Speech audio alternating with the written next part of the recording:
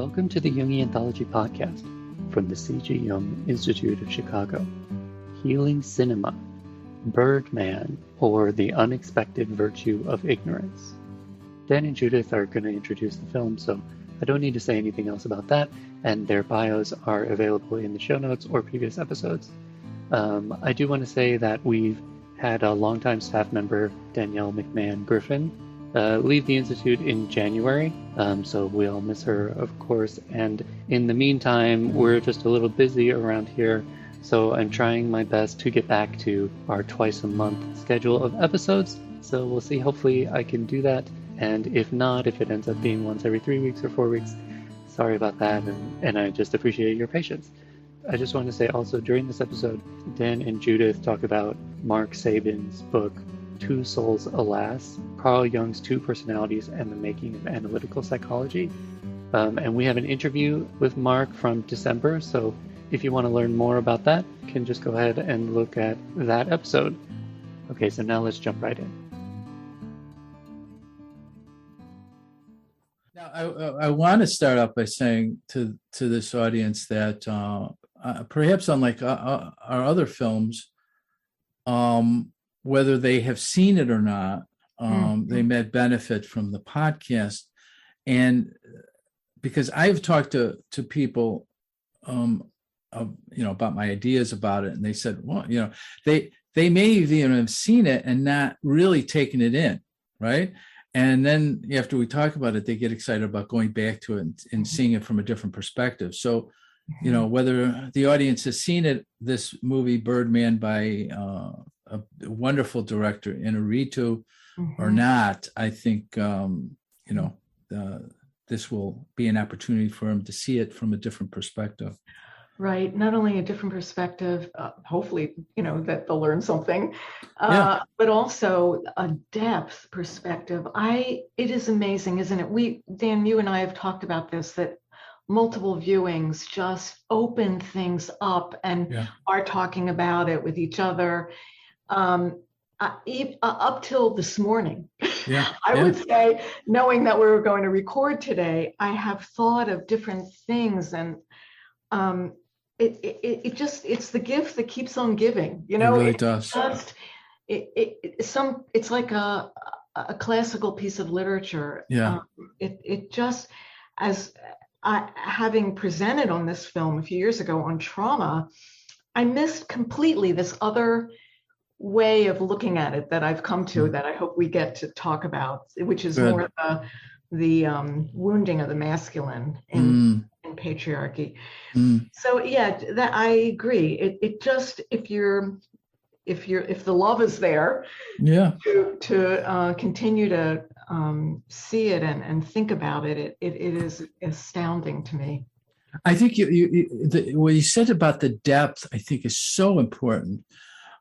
We tend to get in the film industry, in our country in particular, I think we get inundated with, I think what Inarritu was trying to get at is that too many films where you don't have to work, you don't have to go in depth, you just, you see it and you go home and oh, that was pretty, or that was exciting, or that was, but there's no depth to it. It doesn't draw you into it, right? Right. He is, and I heard an interview about it. He with the interviewer said that, in the interviews made the comment, are you talking about artsy films or something like that? And he says he hates that. He says these films are about life. If you categorize it, as art, you're moving away from the grit and the blood and the earthiness of a film, right? Films should be about life. If they're not about life, then it's not going to feed you. It's not going to nourish you. Right. And that is a point of what the film is about in terms of film versus theater, highbrow, lowbrow. Yeah. Speak to the masses, or that's a judgment right there, doesn't it? Yeah. My part.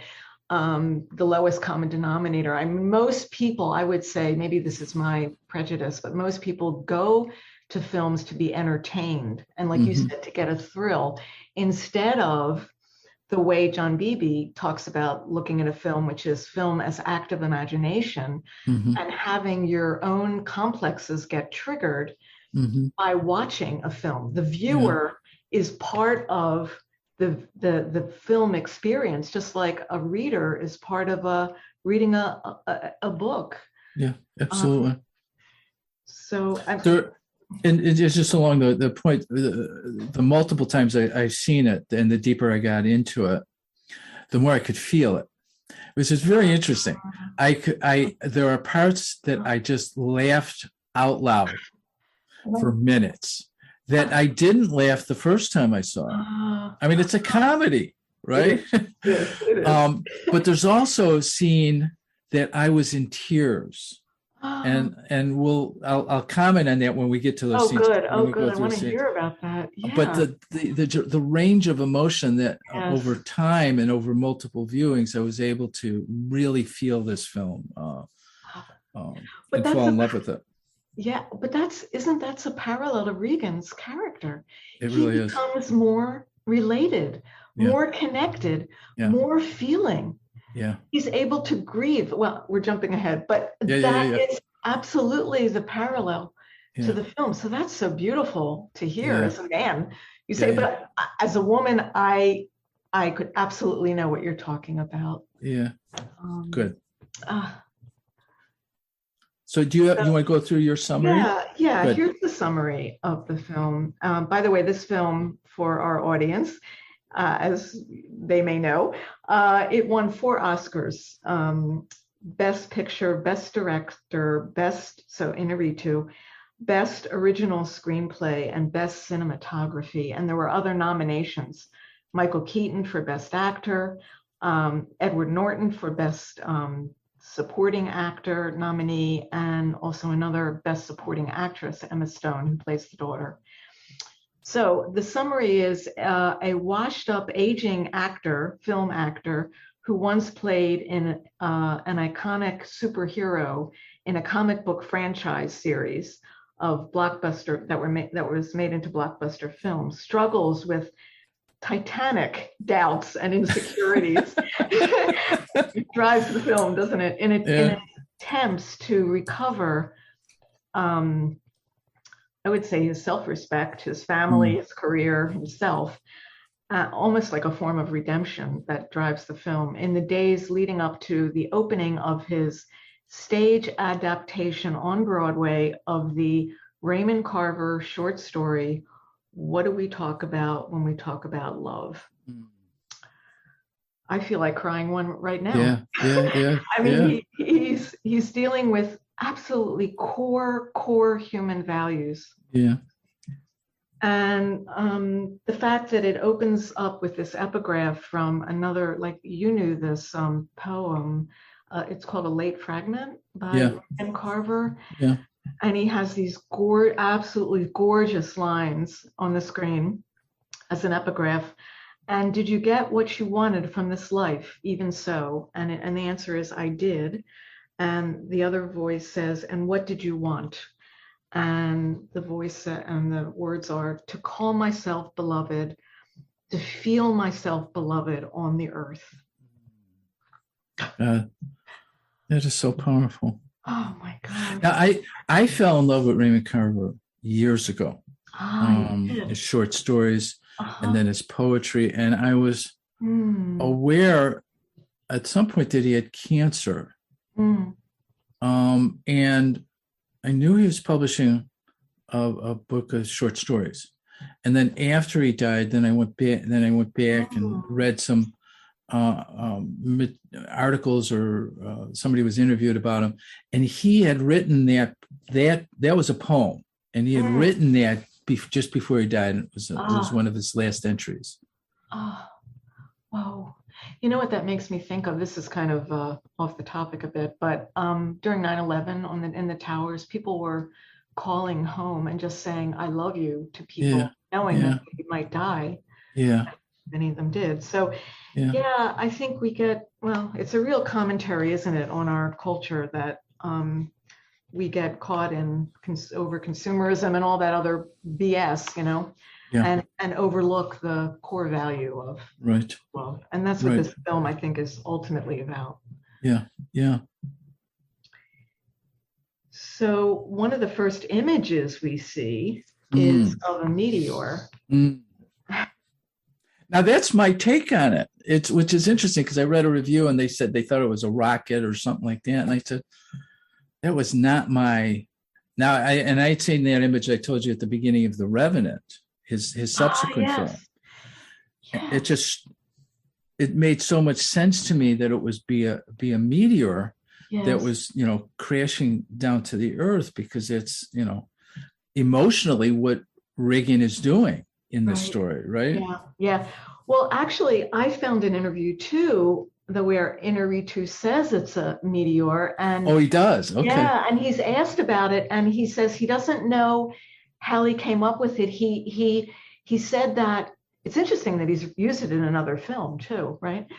He said for him it was, quote, an image of an inarticulate feeling, and to me that gets at what Jung says about images, that they hold feelings. Yes. And when during his confrontation with the unconscious, where he says in MDR, in Memories, Dreams, Reflections, he says that it was important for him to get the image behind the feelings so that he could contain the feeling. So I thought that was an interesting, Inarritu way of putting it, because it does kind of echo what Jung is saying. And also we see the meteor at the end of the film too. So it's an important image. He bookends the film with several things, but that image, it's interesting. The other way of looking at it too is what Jung means by a symbol, and the symbol as a living image that has an unconscious component to it that grabs us because it desires consciousness, right? It desires to come to consciousness. It's so, and that's so Inarritu, right? That he's putting himself out there in such a way because something is pulling at him that he doesn't know what it is, and he leaves it up to the audience to help do the work of it in some ways. You know what I'm saying? Right. That we can hold these images and let it sit with us. That's right. Again, that you're saying what I was saying earlier, that we each bring our own stuff, our own issues, our own complexes too. I mean, your feeling about a meteor might be different than mine enough, but I like the way you said that about the symbol, that it desires consciousness. That's beautiful. I think that's right. And so we struggle with it, right? We struggle to find it. We got to struggle with it. Yeah. There's another image, right after that. Yeah, the jellyfish. The jellyfish, yeah. It's an interesting contrast. It is. It's a real interesting pair of opposites. Yeah. Because the meteor is in space, in the sky. Jellyfish are in the ocean. Yeah. These were beached jellyfish too, yes, right? yes. And so they look really large. They look huge. And not very colorful, what you think of a jellyfish look like in the ocean, but very interesting. But they're dead. I think that's interesting. They're dead. They're beached. They're, which is almost, it feels like a companion image to the meteor, which is, on fire, right?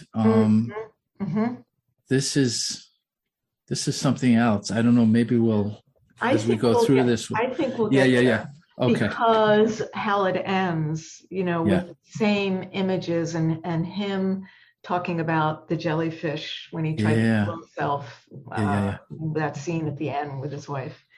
Okay, good. Yeah. So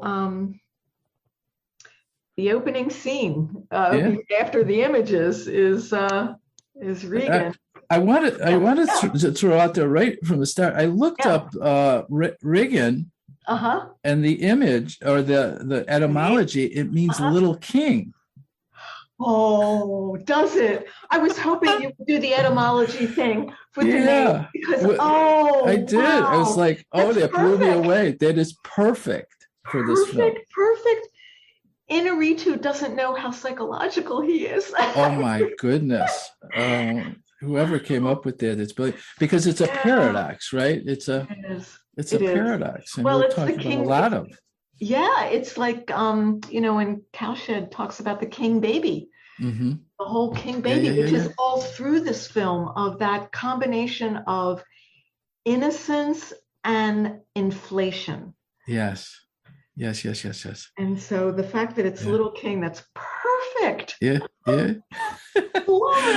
Well, and the first image we come to, I mean, past the jellyfish and the first image of Riggin is him sitting there, elevated, right, in a lotus position in his underwear. And apparently, Inarritu said that that's the first image he had of the film.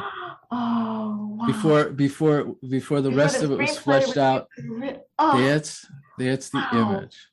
Oh, wow. That's just, I got the goosebumps to think that it starts with that, Yeah. And we see his back, which I think is important because there's so much shadow there, right? That the voice, that's the Batman's voice is the first voice we hear, internal voice of Regan. And but yes, the combination of elevation, levitation, and exposure, vulnerability. He's in his underwear. It's so interesting. So throughout this film, this what I call the highest and the lowest, which is very alchemical, is in the same space, but not integrated, right? It's like it's in the same space, but it's not yet integrated. And I think the rest of the film is this integration of or bringing closer together this higher version of him and this lower version of him, right? Yes. I mean, maybe we could say that there's a splitting there, right? There's a splitting between the two. Yes. But I like your alchemical take on it. Yeah. He's got this voice that drives him crazy. We learn, is constantly like at him about, what are we doing here? Get out of this place. It smells like balls. I mean, it's very vulgar, but it captures the almost, I don't know. I mean, as it unfolds, we see the violence in the voice, the violence. Yes. I read an interview with Inarritu where he says at some point, all of us have our own Birdman. Once you discover or become more conscious of your Birdman, excuse the language, he says he's fucked, meaning Birdman is fucked. He's just a naked little bird.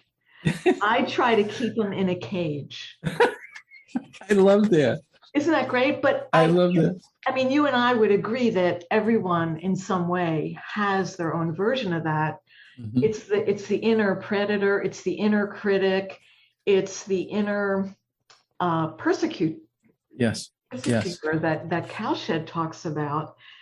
I think it's more difficult, than Inarritu is intimating to. It's not enough to keep him in a cage. Yes.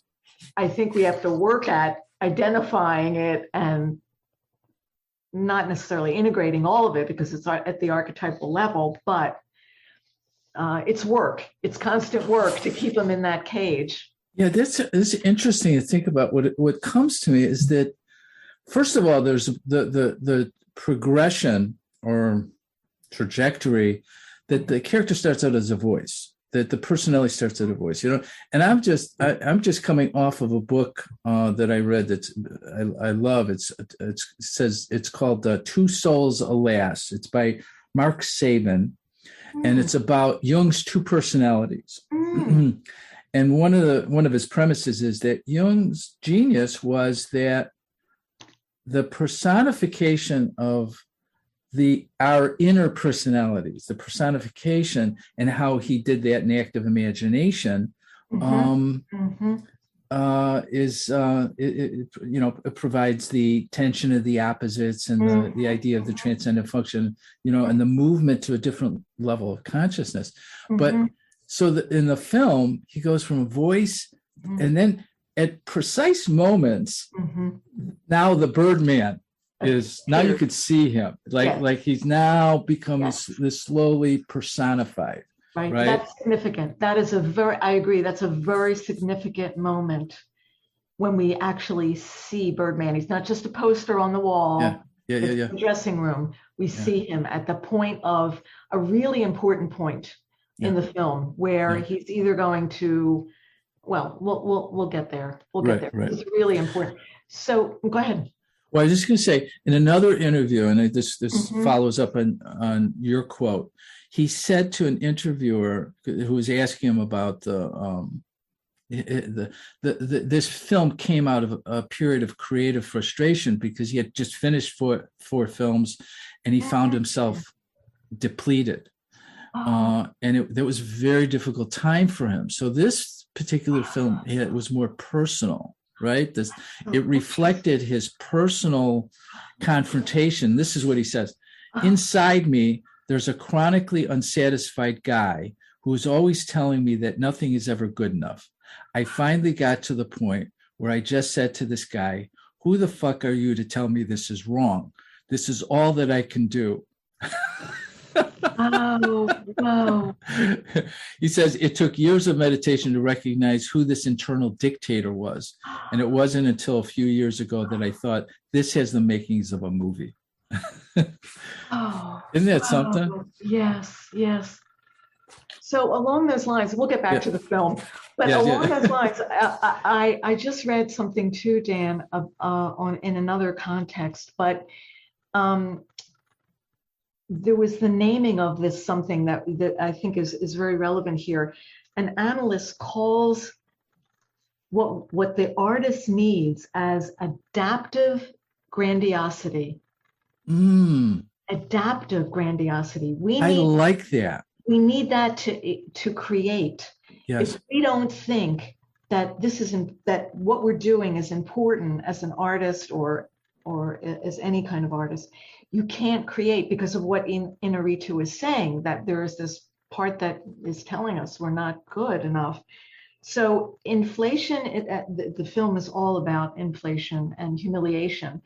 And so, but this idea that for a time, or the recognition maybe, that inflation can be adaptive. You can very easily turn maladaptive. Yes. Into this inner dictator who says, we're not good enough. But in those moments, we try to have adaptive grandiosity. I really like that. Isn't that great? Because where I was thinking, the progression of the story, he becomes Birdman, right? He resists, he represses, he's trying to shut him up. Mm-hmm. And then, as he descends deeper into his own humiliation because of all the things that are going on, then he becomes Birdman for that time period, right?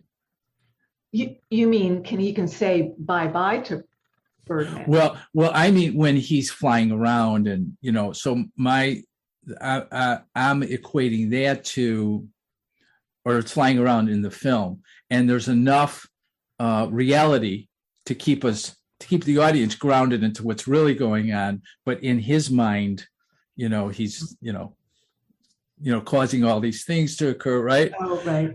That, I think that goes along with the adaptive grandiosity. This is adaptive. It's not like he's psychotic and and they take him away. No. He is going through this identification with this person to get through him, right? Right. But in those, we can talk about it as we go through the film, because I would say in those moments when he's flying, he's escaping. Mm-hmm. He's working it through still. He's not there yet. right? Yeah. I mean, I would argue that he's not quite there yet. I think that he's looking for the grand gesture, as he says on the roof. Yeah. And maybe at that point he has decided to attempt suicide, just like in the scene in the play. But we'll get there. But I think it speaks to the idea of adaptive meaning. Is it an escape? Yes, but it's also a compensation to the level of humiliation, right? The deeper he goes into his humiliation, the more he moves into this. It's very interesting, the timing of things. Every time when his daughter, lambates him, then he goes and he's moving the that dish or whatever that was. He's moving that dish. It's like these telepathic powers start to emerge when he's most ashamed or most humiliated, or that's starting to come up. Right. Because I would say, don't you think that he's identified more with the archetype in that moment? Yes. So he's King Baby right there, because he thinks he's got all these powers that. Yeah. But isn't that the artist? Isn't that what that adaptive grandiosity is? The artist has to carry that God image, right, to create, right, but not identify with, not over identify. Where is that line? Where's that line? Because we know of all the artists that thought they needed to drink or take drugs to create. So, well, let's go back to Regan in his underwear. Yeah.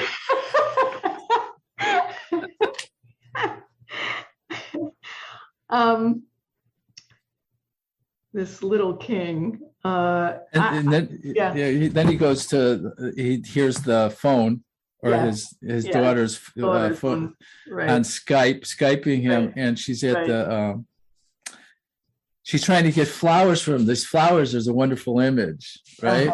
Because that two bookends. Yes. The beginning and the end.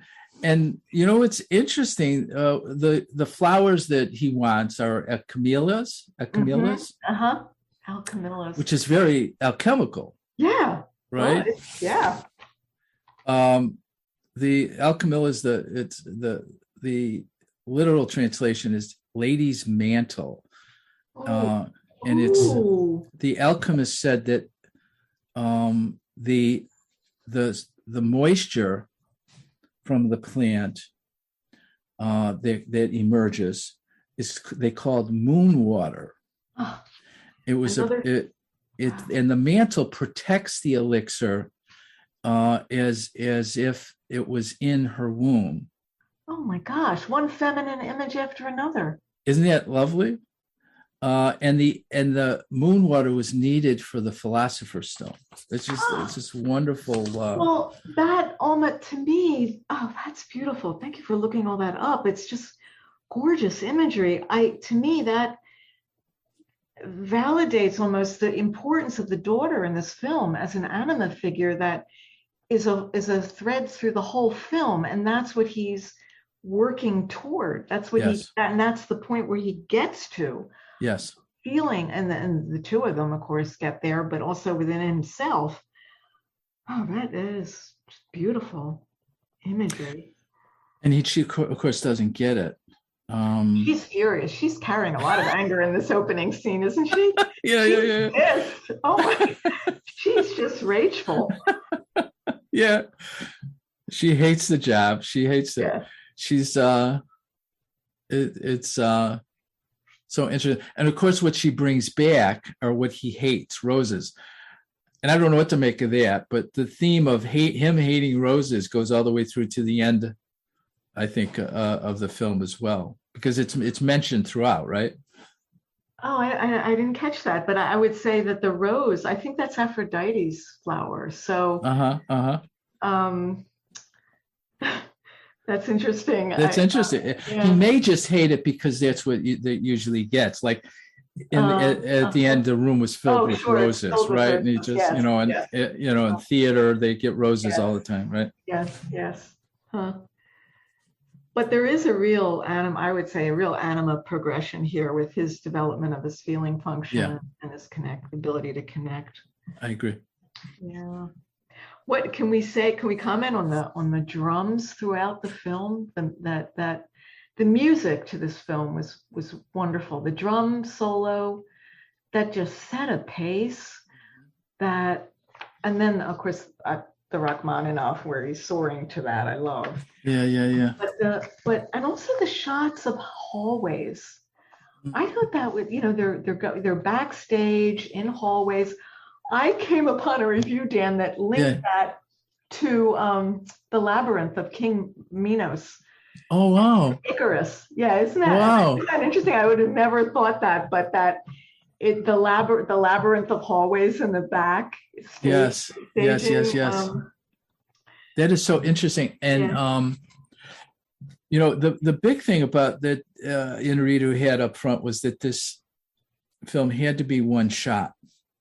Oh, I mean that was early on, and I told you he had a meeting with Mike Nichols or a dinner or something, and Mike Nichols was trying to talk him out of it, and because he didn't think it would produce the comedy that he wanted to produce, but he stuck with it. And although there's actually 16 cuts, you can't see them, or it's very difficult to see, but he wanted to give the impression that we were within his ego, that we were trapped or contained, or in this ego that is descending into this abyss, world, and he wanted us to feel that, and I think he did a good job of that.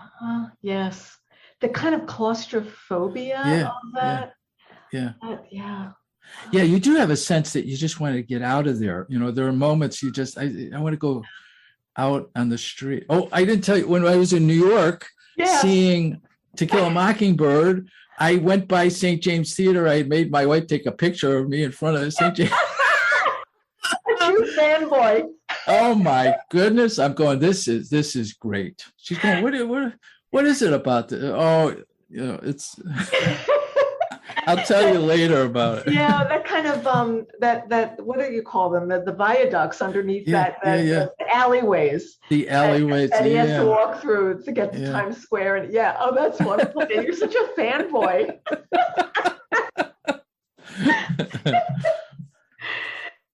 Yeah, but you're right. This we were right with him. Yes, right with him. Yeah, we were in his head, and I think that's Michael Keaton. I think that's the brilliance of Michael Keaton. We feel his pain. We feel his pain, because we can relate to it. Everybody has that persecutor inside, that inner critic that drives us crazy. Yeah. And the more we were with him, the more heated up the situation gets, the more heated up the vessel is, the more heated up, with frustration, humiliation, it's one humiliating thing after another. Like the image of the meteor, this heating up, right? And I think the path to identify is both the humiliation and the desire for the redemption. The desire to work it through. Yeah, that we can feel too. He's driven, he's tortured by his insecurities, but he's so driven to redeem himself and have and feel and wanting to feel respected and validated in his acting ability. And so, and one of the components of this redemption is that he didn't know what he was doing. Right? It's the unexpected virtue of ignorance. He was coming from the film world to theater, and there's something about him not knowing what to do, right? That contributed, right? That's like analysis. Part of it is the not knowing where we're headed, where we're going, and the analyst has to sit in that not knowing with the patient, so that because, and I think that's a big component of Oh, yeah. of his journey. Of course. And, it's interesting when you say that, because it makes me think of how, as a film star, he had the ability, even though he was running out of money all the time, but he had his name, and ability to go to Broadway. This wasn't like a preview on off Broadway. This was Broadway. You're right. So that's an inflated part, right? Yes. So it's that inflated innocence that gets him into this predicament of being caught by all the insecurities, but driven to do it anyway. That's right. And not knowing where it's going to go. That's a real good point. I hadn't thought about that this whole setup was an inflation by virtue of the fact that he had a name, and that was the only way that he would have gotten a play like this on Broadway with the backers. Yeah. So interspersed in all this is how he's drawn to the Raymond Carver play, and how he's written a stage adaptation to it, which is all about what is the nature and true meaning of love. And I pulled out this, we know this quote from Jung. I love this quote from Jung in MDR. It's like page 353. And just let me read it, okay? Yes, please. Because it really addresses what I think Carver was, I have no idea, of course, but what Carver was going after, and what Regan is caught by wanting to understand more. So Jung says, but I falter before the task of finding the language which might adequately express the incalculable paradoxes of love. Eros is a cosmogonos, a creator and father-mother of all higher consciousness. In my medical experience, as well as in my own life, I have again and again been faced with the mystery of love and have never been able to explain what it is.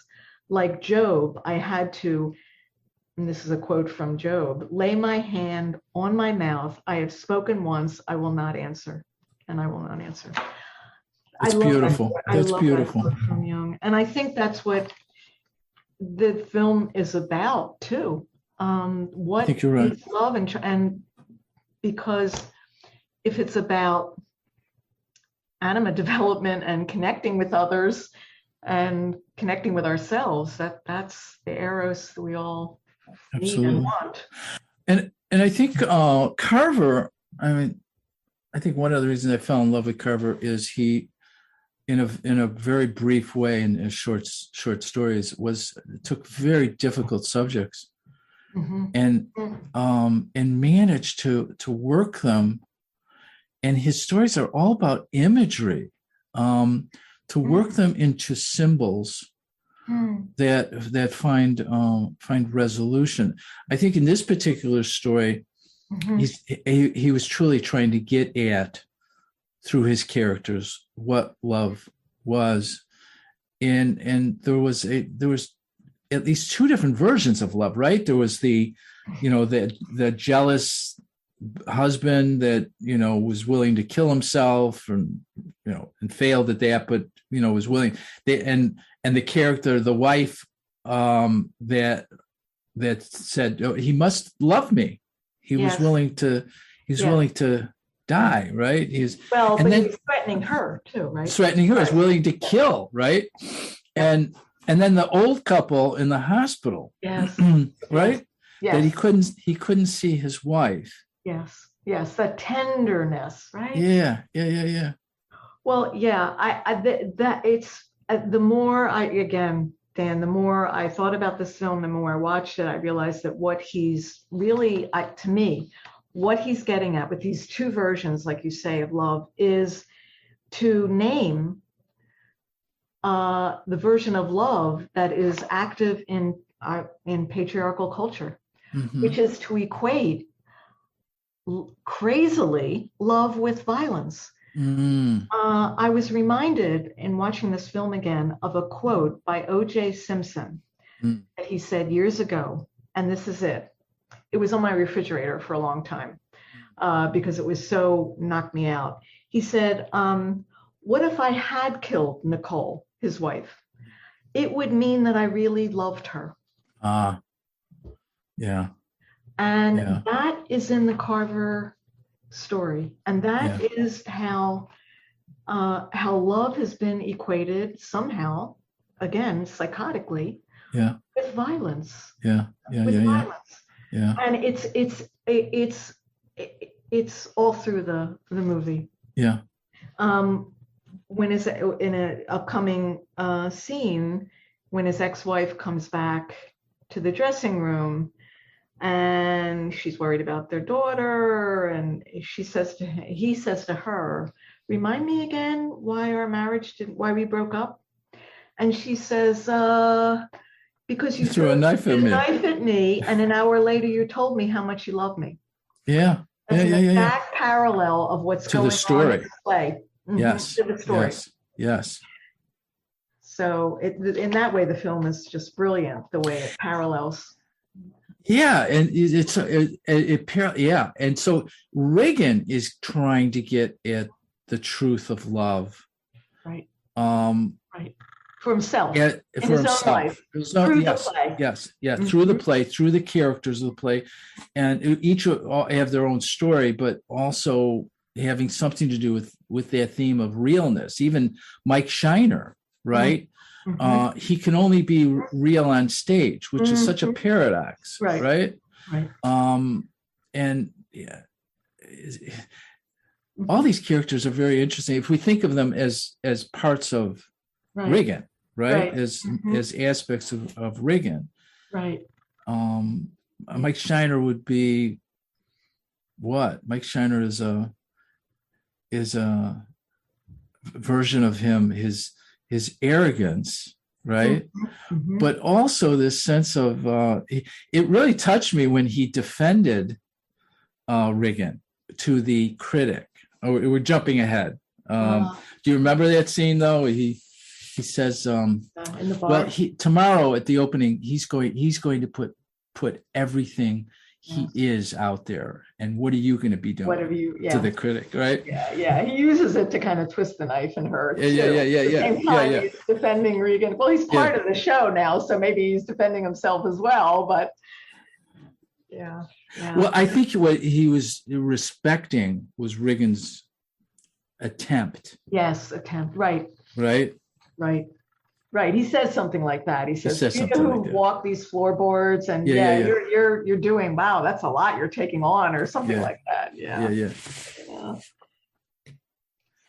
So the fact that he's chosen this story is highly relevant, right? Yeah. No doubt. So then we have the scene in the press interview in the dressing room is really funny, where the great line that one of the journalist says, that he quotes Roland Barthes and says, the cultural work of the past done by gods and epic sagas is now being done by laundry detergent commercials and comic strip characters. What a slam at Birdman, right? But still, and that's where Regan in that same scene mentions Icarus, which will be important later on, right? So he gets to say that no, he turned down Birdman again because he wants to do something more meaningful. Yeah. In life. Yeah, that whole scene is interesting, and then the female reporter is reporting something that was it goes back to the quote that's on his mirror. Do you remember that? Yeah. And that's attributed to who? Who's it? Joan Didion? No, Susan Sontag. Susan Sontag. That's right. Yeah. And what is it? A thing is a thing. Is a thing, not what is said of the thing. Yeah, that's such a great quote. That's got some reverberations there of, I mean, we could maybe that, Inaritu is probably like Hitchcock, that nothing is wasted. Nothing is wasted. Yeah, so that probably has some meaning about all the social media stuff that's going through naming things that aren't really the thing, or. Well, it was played out in that scene because when she said something about, do you inject pig semen or something like that? Yeah, and he goes, where did she get that? She goes, I'll just say you deny it. Or he goes, no, why are you even talking about it? And somebody else says, oh yeah. And he says, no, why are you? It's like what he is not is simply thrown out there as if it's him. And now he has to defend himself because now it's in social media, and now it was so brief but so poignant to get his point across, right? Yeah. Well, could we say it's like fake news, or all the ways in which we yes. We're manipulated. Manipulated, yes. Absolutely. Yes. Yeah. Mm. So then he goes from there. Yeah. Preview. Yeah. Or practice. Yes, on the stage. Yeah. Yeah. I noted all the humiliations. That I got into a thing of wanting to note all the times that there's humiliation mentioned. Yeah. So soon after, I think he comes. Well, no, I'm jumping ahead just a little. Mm-hmm. Because so there's the practice. They're practicing their lines, and we should probably kind of skip over some of this stuff, Dan, because we're taking time. Yeah, we want to get to the good stuff. But there was a humiliation after the first preview when he comes off on stage. His producer friend says your zipper's down to Regan, having just walked off stage. Then there's the scene with the ex-wife, the very important scene in the dressing room where something she says something to him. Do you remember what the? Yeah, importantly, she says to him, "You confuse love with admiration." Yeah. Oh, that's so. Yeah, of course, that's what everybody is doing these days. They want, I think I told you earlier, I said validation in form of likes now is the new sex. Yeah. It's the new form of sex. So everyone wants to be admired and get their likes, and they're confusing it with love, real love. Yeah. So that was prescient and important line. And then these scenes with the critic, I think, are important because I had the thought, what do you think of her? She's like a female version of Birdman. She's so inflated. I'm going to ruin your play what I write, right? Yeah. It's something else. And you pointed out that he brings his Raymond Carver cocktail napkin. That Raymond Carver signed after seeing him in a high school play, and said, thanks for an honest performance, something like that. Right. And you pointed out, which is interesting, when I saw it again, I said, oh, that's right. When he brings it to the critic to explain himself, she's not interested. Yeah. And she's, going to destroy the play. He leaves it there, which is interesting. Yeah. Well, I think that's a later scene where he's at a crisis point. Okay. It's like after the second preview or something where he's really scared that he's going to fail. Mm-hmm. So he's given up. I think maybe at that point he's decided he's going to do the grand gesture. Listen, identifying so much with Birdman that he's caught by thinking he's not gonna make it, and that's when he drinks. He goes out, he gets a bottle, he drinks, he wakes up, and then that's when he first flies, right? That's when he's on the roof and he's gonna jump and it's so interesting, Dan, that what comes out so strongly, I didn't think I got this until, again, multiple viewings. His worst fear is humiliation. Mm-hmm. His worst fear. And clinically, don't you find that when you get to like, well, what then? What do we fear the most? Men and women, in my experience as a clinician, will say a fear of ridicule and humiliation. Yeah, absolutely. And we know by that quote, Nora Hall's quote, love it. To get through the labyrinth of life, we have to keep one hand on the cold, shuddering wall of humiliation, right?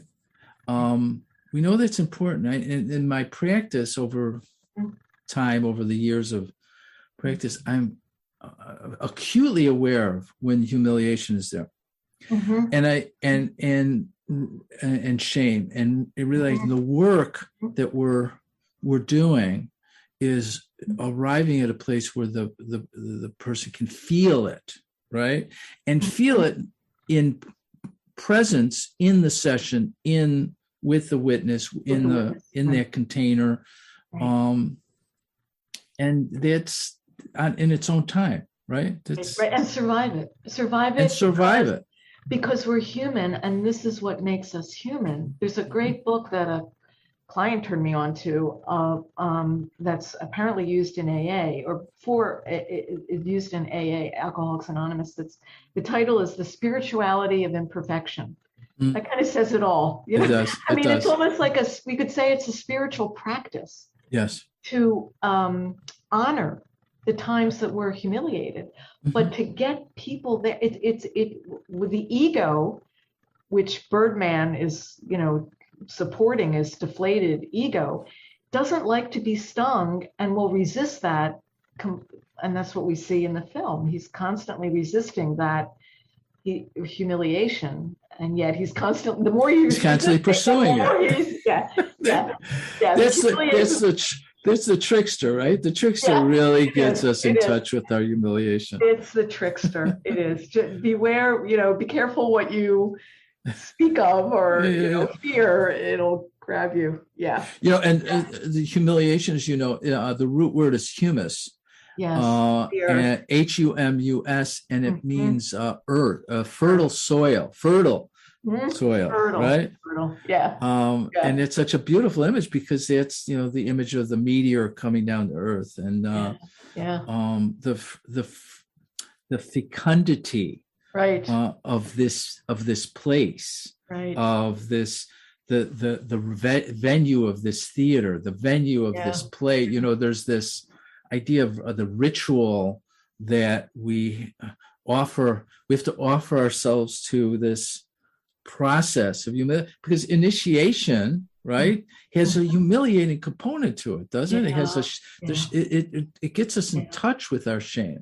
Right. It brings us down to earth. It brings us down to earth. And it's like one analyst once said to me years ago, shit is fertilizer. Yes. And interestingly, which had never occurred to me except for after multiple viewings, is that with the play, the scene acted out 3 times in the film. The scene in the hotel 3 times, and the scene that's acted out that he adapts is only spoken about in the play. Yeah. So Eddie, this character, this ex-husband of one of the characters who wrecks all this violence, is not a character at the kitchen. Not in the story. It's not. It's not in only the story. Talked about. Yes. So Regan creates Eddie, a whole scene around Eddie. Yeah. So he completely identifies with Eddie, right? It's a really good point. Yeah, it's just so as if he has to work this through because he threw a kitchen knife at his wife. Right. He has to work through this character. Yeah. That's within him. That what is this love? Is this does he have to arrive at that moment of complete humiliation when he's told he's not loved, right? Which is really what that scene's about. Right. It is told that he's not loved. And also, I would say, Dan, that I think the crux for me is the words to that last scene, which is, I just want you to love me. I just want to be loved. I've tried to want you to love me. So, and the play ends there with his, bungled attempted suicide. And so to me, that what we're witnessing there is his complete, not only humiliation, but his ability to be vulnerable, needy, and show how dependent he is on the other. He wants to be loved. He wants to feel beloved. Yes. So I think to me, this is the great secret in our culture, that men, I'm generalizing here, of course, men have great difficulty acknowledging their dependency needs. Yes. Yeah, I agree with that. Yeah. They deny them, and then they turn violent. Yeah. They turn violent. If men can't acknowledge they need others, and they are risking that, then that's not love. Yeah.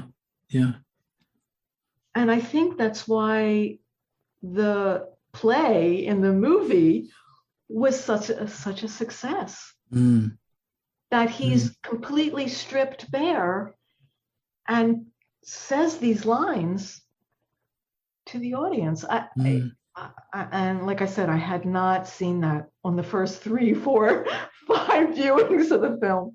It just clicked in. That's very interesting to think about that. Yeah. And we've talked about that before, the difference working with men is around their ability to feel to live out their dependency needs, right? Right. I think it came up in Rear Window. I think you brought it up in Rear Window.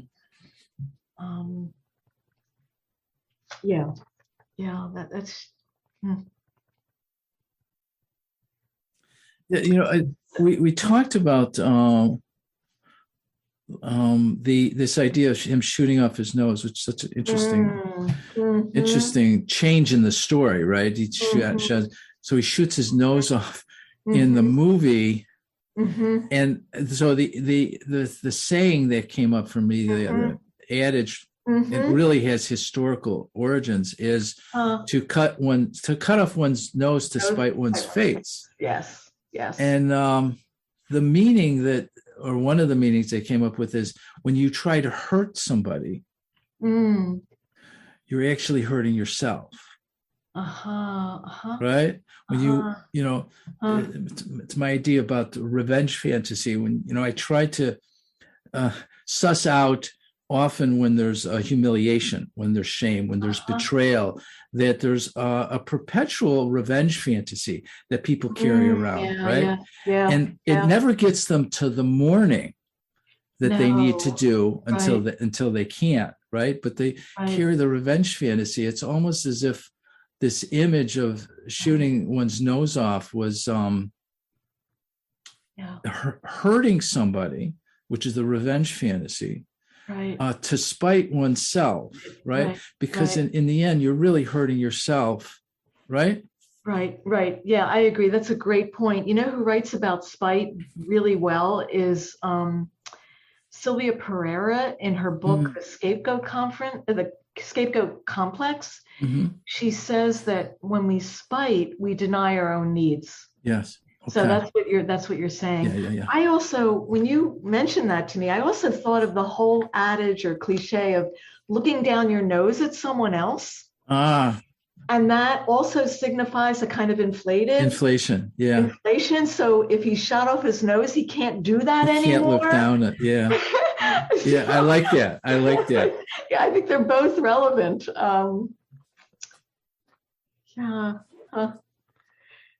Yeah, and also that last scene in the hospital with the where his face is bandaged because he had attempted shooting off. That to me also mirrors the story in the play of the couple, of the man in bandages and wanting to see his wife through the eye holes. That's right. That's right. Isn't that? I didn't connect that. Isn't that a beautiful parallel? That is beautiful. His face, and he's looking at his wife, his wife and his daughter Regan in the hospital bed.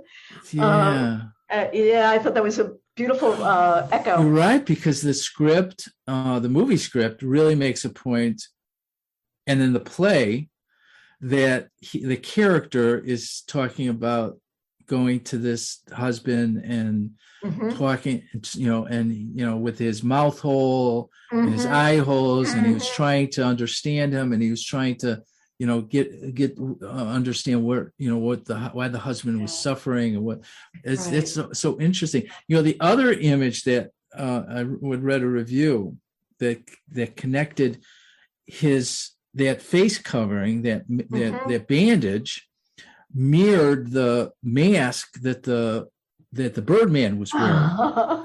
Okay.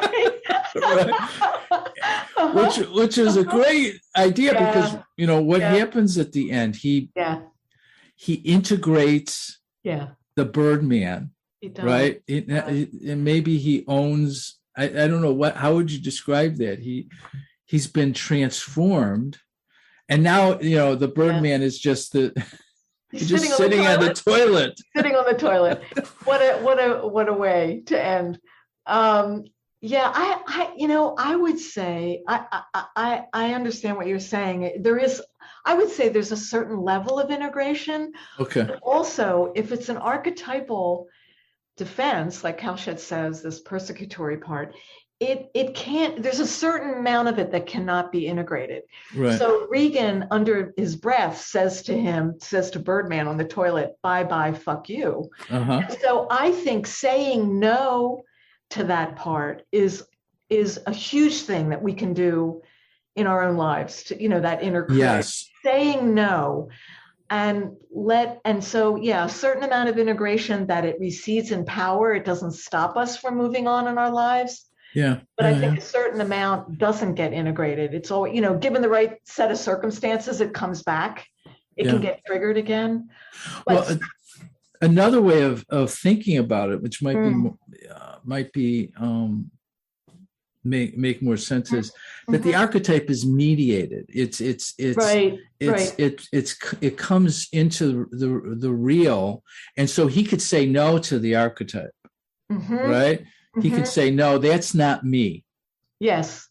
But at the same time, he's been transformed by the archetypal energy. Yeah. That's right. There's no question he's been transformed. That's what's so satisfying about this movie. Yeah. That there is a progression and a growth and redemption in how he interacts with his daughter, and the unexpected virtue of ignorance that he can.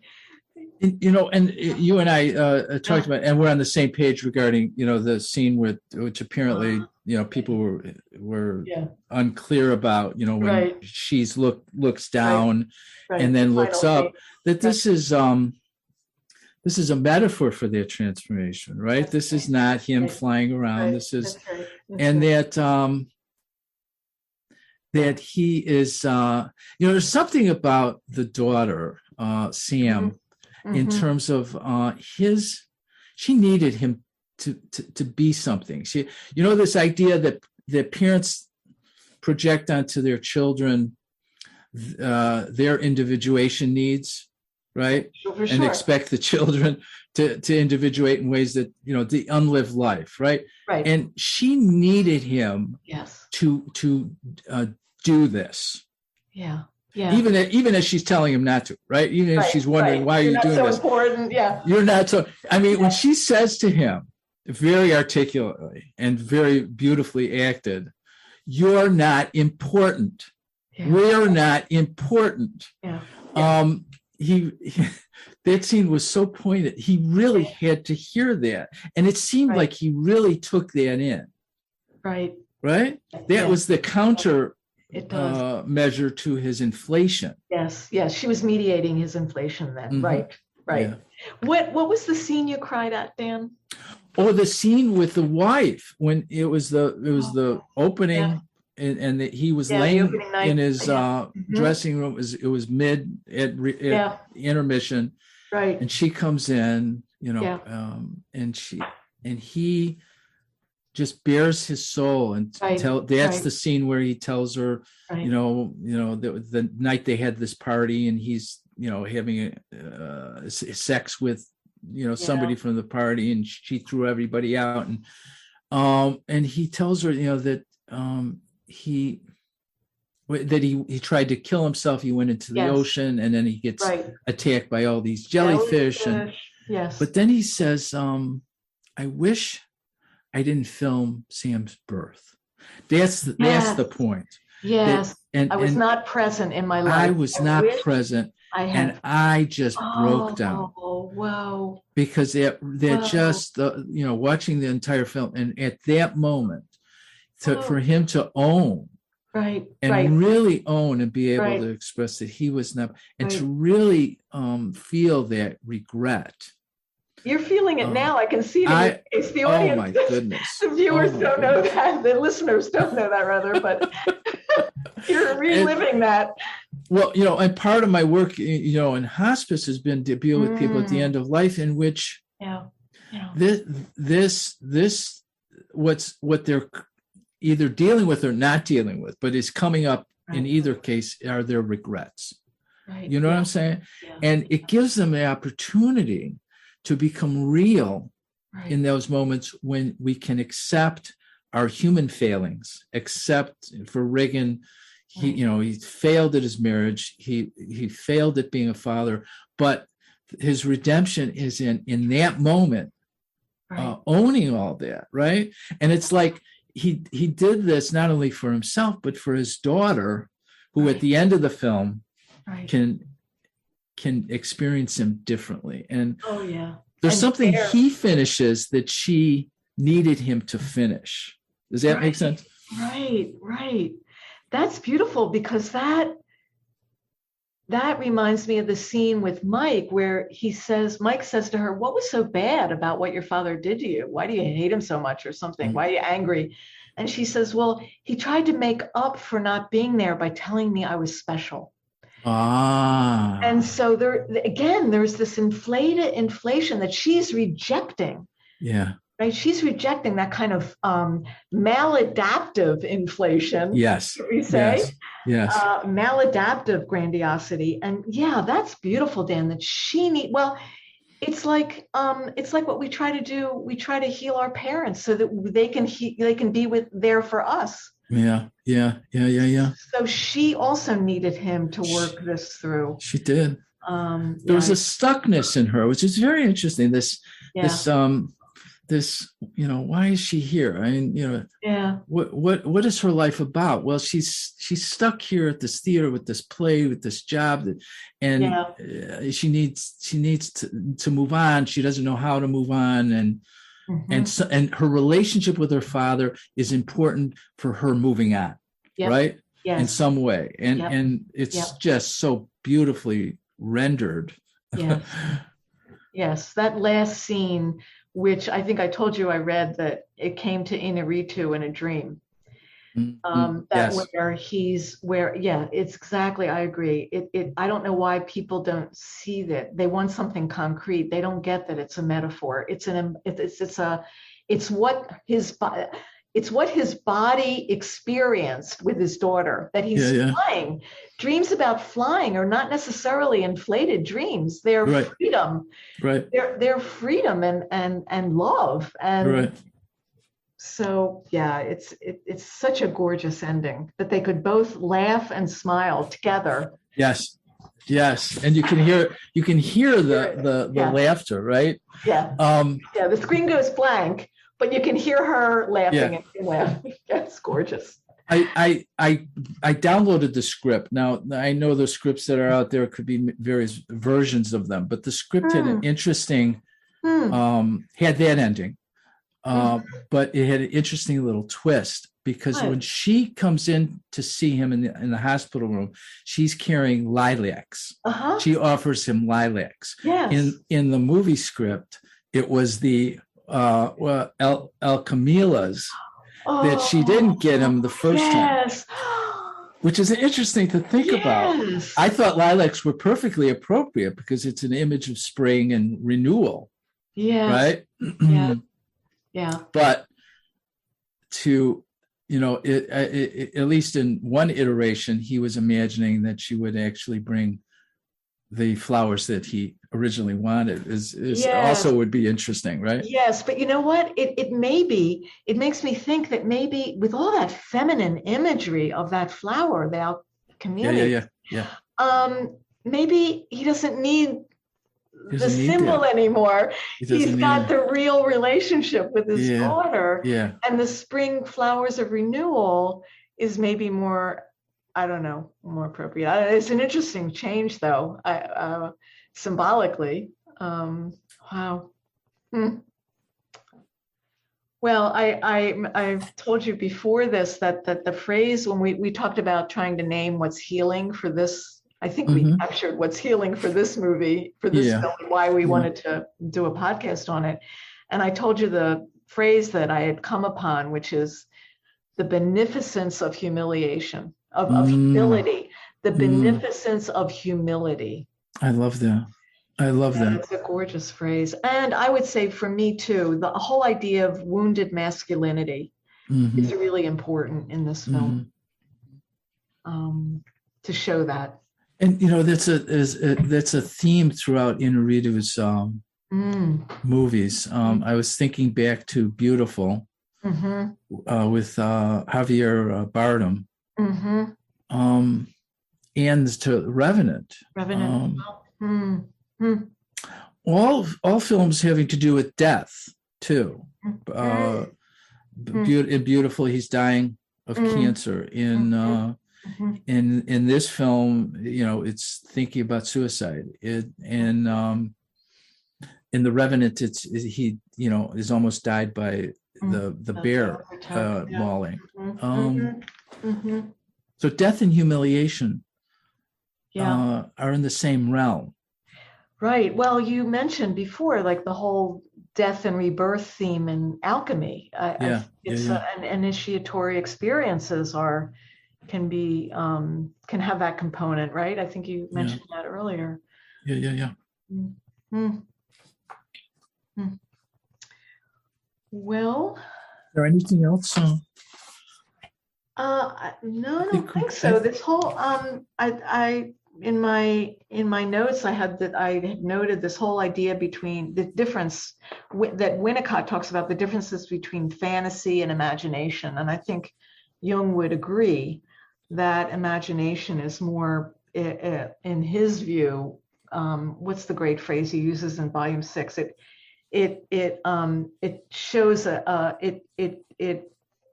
here's this great word, I can't think of it right now, but it's something like he sketches out a line of future development, and so his whole technique of active imagination, whereas fantasy is more like a self-soothing, escapist, avoiding reality and real suffering. And Regan, we see, gets from fantasy to imagination, and I think that's a good point. That's a real good point. And I think fantasy comes more from the unconscious, and imagination is the ego reaching in to the unconscious. I think it's coming at it from a different direction, because so much of our life is filled with fantasies, and fantasies that are affecting us that we're not even conscious of. Right? Yeah. And trying to get at those fantasies is important, but it is imagination, right? How often do you find yourself in a dialogue with a patient that, so let's imagine such and such, and let's go there, right? And that's so fruitful. It's like, right. Wow, it's grounded. It too. Yeah, right? Yeah. Hopefully more grounded, right? Yeah. Well. There's one more phrase that Inarritu uses that he said somebody else came up. This was in an interview. I think it goes back to the statement on the mirror. A thing is a thing, not with and this says, he was talking about the word water. This is the statement: the word water will not wet you. Will not wet you. The word water will not wet you. And he was using that to describe, when he puts in a script, that like in The Revenant, the Indians attack, right? He just puts the gun. Uh-huh. He goes, whenever he does something like that, he wreaks havoc on a set with all of the people that have to make a film, because then it's just, he's just using the word water. Now it's up to everybody to come up with the wetness of it, right? Yeah. When he puts in something in a script, he goes, you have to follow through. Now in this film, he makes a great point of saying he had to, which he admires all the actors that did it, everything had to be completely choreographed down to the second, because they have to move from one spot. They actually had painted lines. Wow. They would have to move from one spot to another in a particular time. Wow. Because remember, everything was a continuous shot. Continuous shot. Yeah, so, when somebody was walking in or something was happening, they couldn't break. They couldn't break for it. It had to be continued. So all of these actors they actually had people that were hired to act it out and step it out before they brought the actors in. And then they had to, it was completely choreographed. Yeah. Which is just so interesting. And they really went through it. Yeah, but somehow that formal structure or something really allowed for you to enter. Isn't that something? The action, where it didn't dampen it down at all. It didn't dampen it down. Oh, interesting. But yeah, it's the quality of, the attack or the relationship, or it's not, they kiss. Well, how are they kissing? I mean, you have to flesh it out. That's right. Oh, this was great fun, Dan. This film is just so brilliant. I hope people see it and see it in other ways than we saw it, and it's so rich. I hope so too. So everybody, go, if you haven't seen it, go see it. If you did see it, go see it again. That's right. I certainly will. Yeah. I'm not done with this film. It has stayed with me. I have to say that the last couple of times I've seen it, it puts me in a place of honoring humility. Yes. Yeah. It shifts something in me. Yeah. And that's the power of film. Wow. That's what makes it healing. Wow. I think that's well put. And I think, my being able to laugh and cry after multiple viewings speaks to the something was moved in me. Something allowed me to get into my body, right? Yeah. Mm-hmm. Out of my head into my body, and the film facilitated that. Right. That's beautifully put too. Wow. Thank you, Judith. Thank you. I love these times together that we have. It's just so exciting, so meaningful. Me too. A lot of energy between us. Thank you.